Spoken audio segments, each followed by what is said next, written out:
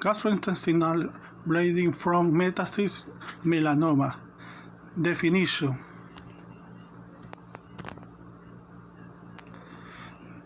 Melanoma shows a particular predilection is involving small intestine, both in single site and in multiple locations, and acute or chronic gastrointestinal bleedings are often the first sign of tumor.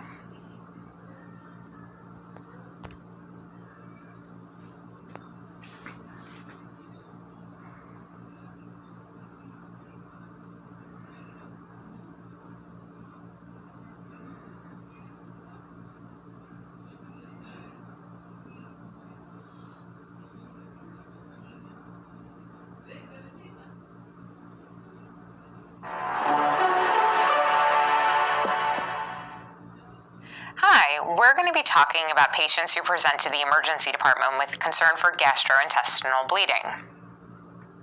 So we can go ahead and start out with a case study. So this is a 45-year-old gentleman who presents to the emergency department with concern for 2 days of black stool and a lightheaded sensation. When we're thinking about this, we want to ask, where is the patient bleeding from? And also, what are the key emergency department interventions for this patient? So when we think about patients who present to the emergency department with GI bleed, we oftentimes divide bleeding up into the upper GI tract or the lower GI tract. The other thing that's important to remember is that we always start with our ABCs. So in situations of GI bleeding, the A and the B, you want to make sure that the patient has a patent airway, that they're breathing okay, and then especially in a situation of bleeding, focusing on that circulation component.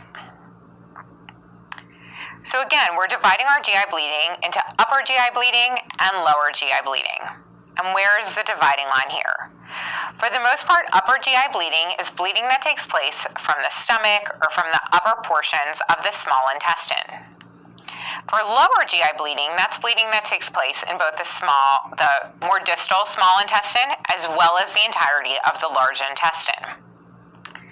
The most common causes for upper GI bleeding is peptic ulcer disease, erosive gastritis or esophagitis, esophageal varices, and then Mallory-Weiss syndrome. So peptic ulcer disease is when a patient has an ulcer in their stomach or in the beginning parts of their small intestine. This is oftentimes a chronic problem where patients may experience painful abdominal pain, potentially worse after eating, sometimes better after eating, depending on where that ulcer is located. And at the base of that ulcer, if there's a blood vessel and it gets eroded into the blood vessel, that's what causes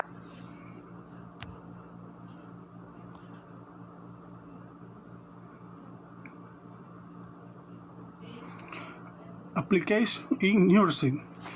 Enteromology is a common thing in patients who come to a surgical department after the inclusion of benign diseases.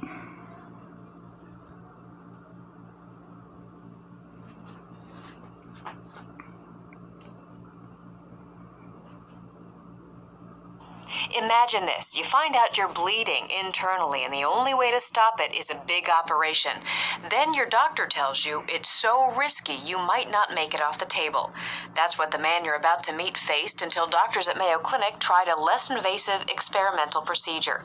The technology allows doctors to see and reach inside the body where they couldn't before. Well, it was high risk. We had not done it before. In a procedure room like this, Mayo Clinic Dr. Michael Levy and his team used two standard technologies in a new way to stop Bill Janicek from bleeding to death. You see, chronic pancreatitis caused a ballooning of blood to form on Bill's pancreas. You can see the blood flow within the pseudoaneurysm. Usually, patients like Bill go to surgery, but he was too sick. If he did have the operation and live through it, life could be very different. I'll have to have a feeding tube for a while. Maybe at one point in time I can eat soft liquids between my gallon jug of nutrient for the day, and that really isn't living. I don't want to do that. So Bill agreed to be the first person ever to have a pancreatic pseudoaneurysm treated with ultrasound-guided endoscopy. The technology allows doctors to reach areas of the digestive tract you can't see with the traditional scope. In Bill's case, the stomach wall would have been a barrier. What's different about an endoscopic ultrasound is it has an ultrasound on the tip that allows us to look not only at the wall but through the wall to see the vessel that's bleeding. During the procedure, Dr. Levy advanced an endoscope into the stomach. Using ultrasound to guide him, he directed a needle into the leaking vessel.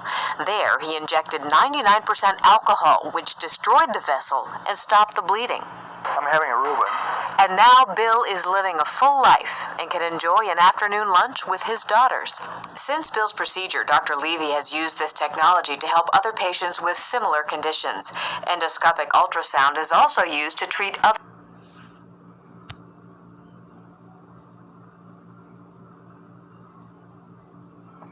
Pros and cons.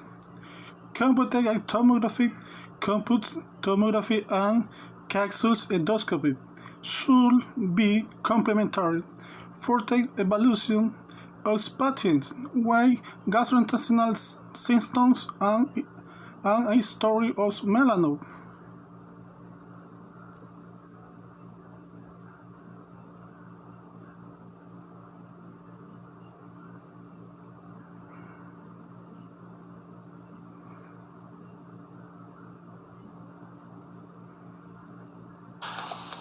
In this video, we're going to look at different causes of upper GI bleeding. So essentially from your mouth all the way down to the duodenum. And bleeds around this area can cause the patient to vomit up blood, so hematoemesis. So now let us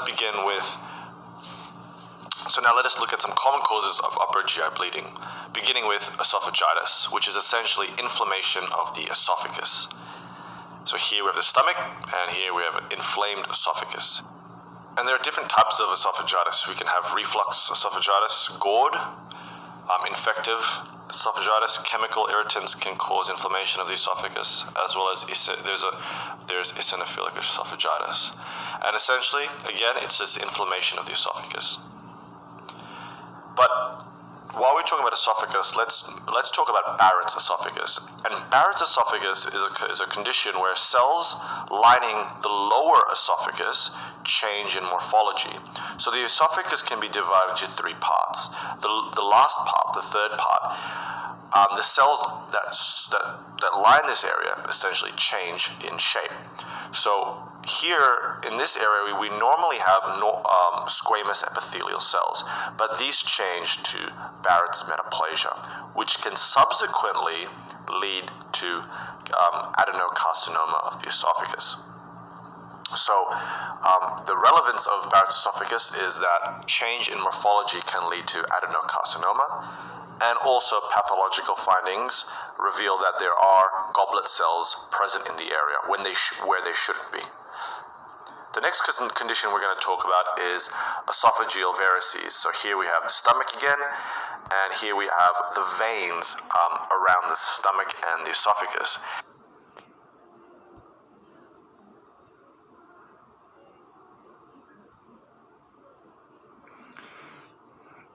Issue applied to Ecuador.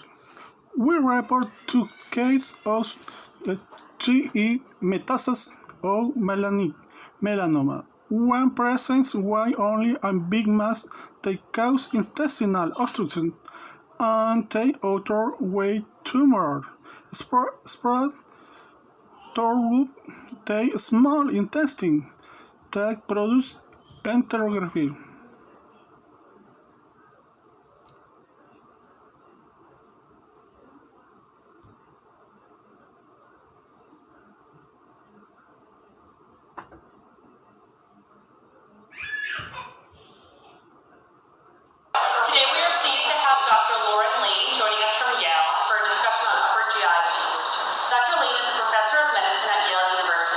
He received his medical degrees from the University of California, Los Angeles, where he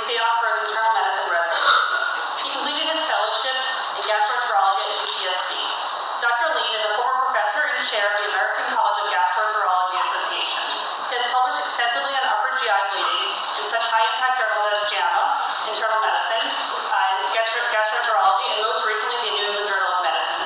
Please join me in welcoming Dr. Lane. Well, thank you very much. It's great to be back here at Mount Sinai talking about one of my favorite topics, which is upper GI bleeding. And here's my disclosure. And basically what I was going to do today, kind of in 3 steps, is first talk about how we initially assess and manage people who come in with upper GI bleeding just in general, and then spend the rest of the time talking about the management of the 2 most important causes of GI bleeding, bleeding ulcers and bleeding varices, kind of non-variceal and variceal bleeding. And what I'd like to do is kind of take us through kind of how we manage a patient, from the first time, the first moment that they come into, let's say, the emergency department with complaints of GI bleeding, kind of all the way through their management through the hospital and then out the door. So first, what are the manifestations of upper GI bleeding? And today we're going to be talking really about people who have overt upper GI bleeding, not people who come in with symptoms of an iron deficiency anemia and occult bleeding.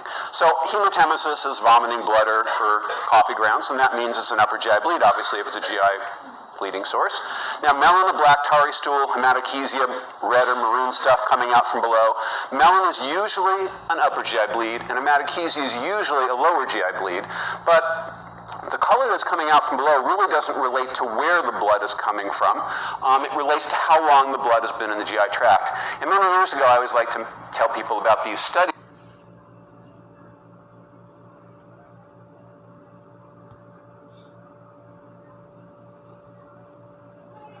Conclusion. Several studies suggest metastasectomy to achieve both raw results and palliative resolution of acute symptoms such as ulcers, pain, and bleeding.